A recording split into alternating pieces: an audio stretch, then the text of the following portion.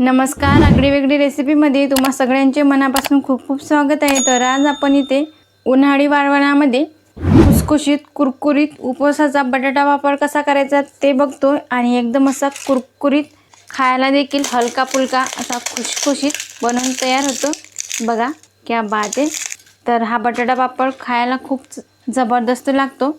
उन्हाळ्यामध्ये एकदा बनवला की वर्षभर साठवून ठेवू शकता। जेव्हा केव्हा उपवास असेल तेव्हा उपवासाला हा बटाटा पापड खाऊ शकता। चला तर मग वेळ न गमावता आपण पटकन रेसिपीला सुरुवात करूया। पण त्या अगोदर जर तुम्ही चॅनलवर नवीन असाल तर पटकन सबस्क्राइब करा आणि त्याचबरोबर बेल आयकॉन हिट करून ऑल सिलेक्ट करा। चला तर मग आपण वेळ न गमावता पटकन रेसिपीला सुरुवात करूया। पण तुम्हाला काय करायचं, व्हिडिओ संपूर्ण बघायचा आहे, अजिबात कुठेही स्किप करून बघू नका। जर स्किप करला तर तुमचे बटाटा पापड छान असे कुरकुरीत पातळ येतील नाही, त्यासाठी व्हिडिओ संपूर्णच बघा। पटकन आपण रेसिपीकडे वळूया आणि त्यासाठी लागणारे साहित्य बघूया। तर इथं मी अर्धा किलो बटाटे उकळून घेतले आहे। बघा छान अशी मोठ्या आकारामध्ये होती आणि त्याची साल सुद्धा काढून घेतली। अर्धा चमचा चिली फ्लेक्स घेतली, याऐवजी तुम्ही हिरवी मिरचीचे तुकडे सुद्धा बारीक करून घेऊ शकता।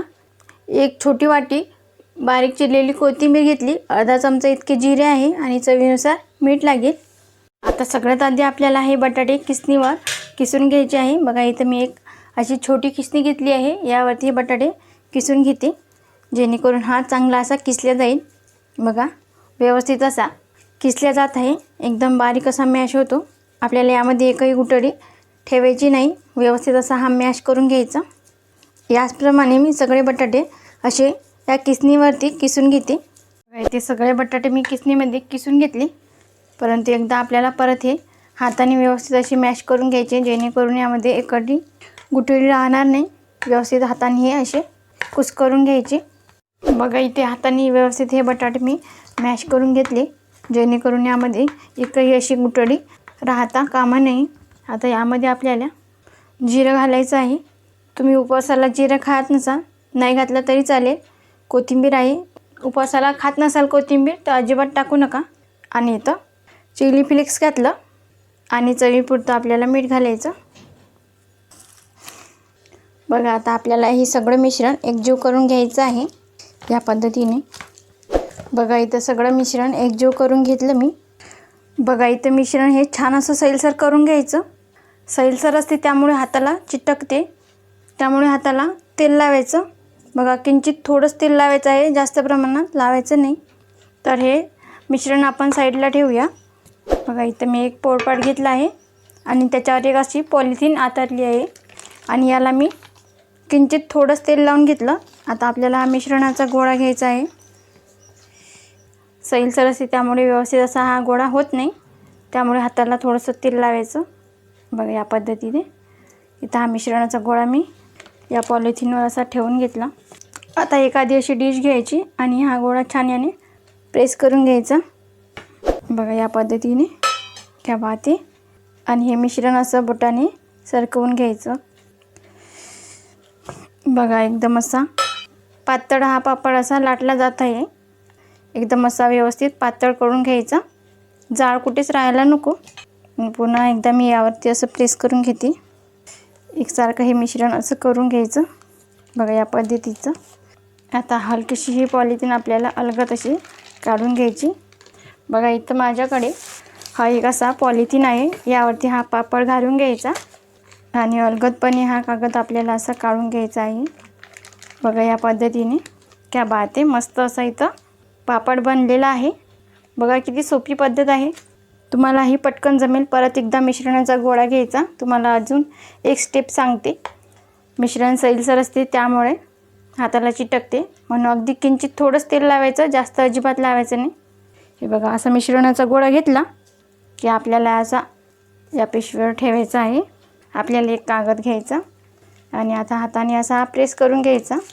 बघा या पद्धतीने तुम्ही हाताने सुद्धा हा छान असा सैलसर करून घेऊ शकता। बघा या पद्धतीने असं हे करून घ्यायचं। तुम्हाला हवा असले तर लाटण्याने सुद्धा लाटून घेऊ शकता, परंतु मी इथं लाटण्याचा अजिबात वापर करत नाही, हे असेच करून घेत आहे। बघा एकसारखा करून घ्यायचा या पद्धतीने। आणि हा पापड खायला खूप असा टेस्टी लागतो, त्याशिवाय हलका देखील होतो, म्हणून या उन्हाळ्यामध्ये आवर्जून हे पापड एकदा तुम्ही सुद्धा करून बघा. बघा किती छान दिसत आहे. हा सुद्धा अलगद असा काढून घ्यायचा कागद. बघा प्लास्टिकची जी पिशवी आहे यावरती परत हा घालून घ्यायचा आणि जास्त जोरात ओढायचा नाही. जास्त जोरामध्ये जर ओढला तर मग हा पापड तुटून शकते. अलगद हळूवार हाताने याला असं ओढून घ्यायचं. बघा त्याच्या कडा असा व्यवस्थित सुटतात आणि तुम्ही बघू शकता इथं किती छान दिसत आहे हा पापड. आता याच प्रकारे सगळे पापड इथं आपण बनवून घेऊया. तुम्ही बघू शकता सगळे बटाटा पापड मी करून घेतले आहे. सर्वप्रथम आपल्याला एक बाजू ही छानपैकी उन्हामध्ये सुकून घेते. बघा इथे उन्हामध्ये मी एक बाजू बटाटा पापडची छान अशी सुकून घेतली आहे. आता लगेच आपल्याला हे पलटी करून घ्यायची. बघा याच्या अशा कडा सुटल्या की आपल्याला हे पलटी करून घ्यायचं हळूवारपणे. बघा असं अलगद हाताने या पद्धतीने लगेच हे असं दुसरी बाजू पलटी करून घ्यायची. या कडा अशा हळूवारपणे काढून घ्यायच्या. बघा या पद्धतीने असे अलगद हाताने हळूवार करायचं. एकदम असं खेचून ओढायचं नाही, नाहीतर मग पापड हा तुटेल. बघा या पद्धतीने असं इथे हे सगळे पापड मी पलटी करून घेते आणि 2 दिवस मस्त हे आपल्याला उन्हामध्ये चांगल्या प्रकारे असे सुकून घ्यायचे आहे. तर इथं मी गॅसवर कढईमध्ये तेल गरम करण्यासाठी ठेवलं आहे. तर इथे आपले बटाटा पापडसुद्धा छान असे कडकडीत सुकून तयार आहेत. याला छान उन्हामध्ये कडकडीत सुकून घेतलं आणि तुम्ही बघू शकता मस्त असे पातळ झाले आहे. अजिबात कुठेच जाड नाही आणि चिरलेले देखील नाही. बघा एकदम असे काचेसारखे हे पापड झाले आहे. बघा असे बनवून वर्षभर साठवून ठेवू शकता आणि उपवासाला खाऊ शकता. तर इथं तेल व्यवस्थित गरम करून घेतलं. आता यामध्ये तुम्हाला मी पापड तळून दाखवते. गॅस मंद आचेवर ठेवायचा आणि हे पापड मस्त असा दुप्पट तिप्पट फुलत आहे. बघा किती छान फुललेला आहे आणि खायला देखील मस्त असा कुरकुरीत आणि खुसखुशीत लागतो. तुम्ही बघू शकता चांगल्या प्रकारे हा तळला गेला आहे. लगेच प्लेटमध्ये काढून घ्यायचा. आणखी मी तुम्हाला 1-2 पापड तळून दाखवते. बघा मस्त असा फुलत आहे आणि लगेच यातील संपूर्ण तेल असं नितळून काढायचं. पापड एका प्लेटमध्ये काढून घ्यायचा. तर बघा इथं आपला उपवासाचा बटाटा पापड बनून तयार आहे. तुम्ही बघू शकता मस्त असा कुरकुरीत झाला आहे आणि एकदम असा पातळसुद्धा झालेला आहे. उपवासाला हा बटाटा पापड आवर्जून असा खाल्ला जातो. हलका फुलका देखील असतो. तर तुम्हीसुद्धा या उन्हाळ्यामध्ये हे बटाटा पापड नक्की करून बघा आणि जेव्हा केव्हा उपवास असेल तेव्हा हे बटाटा पापड तळून खायचे. एकदा बनवायचे आणि वर्षभर साठवून ठेवायचे. अजिबात खराब होत नाही. तुम्हाला आजची ही रेसिपी कशी वाटली ते कमेंटमध्ये सांगायला विसरू नका. तुम्हाला जर आजचा व्हिडिओ आवडला असेल तर लाईक करा. जास्तीत जास्त तुमच्या फ्रेंड किंवा फॅमिलीसोबत शेअर करा. तसेच आगळी वेगळी रेसिपीला सबस्क्राईब करायला विसरू नका आणि त्याचबरोबर बेल आयकॉन हिट करून ऑल सिलेक्ट करा.